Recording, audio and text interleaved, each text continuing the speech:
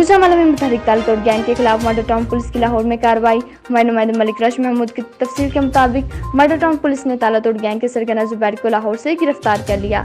मुलजिम जुबैर ने अपने साथियों के हमरा गुंदानवाला रोड से ताले तोड़कर दुकान से नकदी और तांबा चोरी किया था। मुलजिम के कब्जे से चोरी होने वाला तांबा और लाखों रुपए नकदी बरामद कर लिए गए। मुलजिम जुबैर को सीसीटीवी फुटेज की मदद से गिरफ्तार किया गया। मुलजिम को दुकान का ताला तोड़कर दुकान से तांबा और नकदी चोरी करते देखा जा सकता है।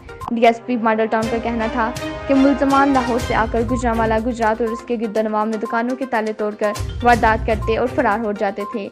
डीएसपी मॉडल टाउन का मजीद ये भी कहना था कि मुलजिम के मजीद साथियों को भी जल्द अज जल्द गिरफ्तार कर लिया जाएगा।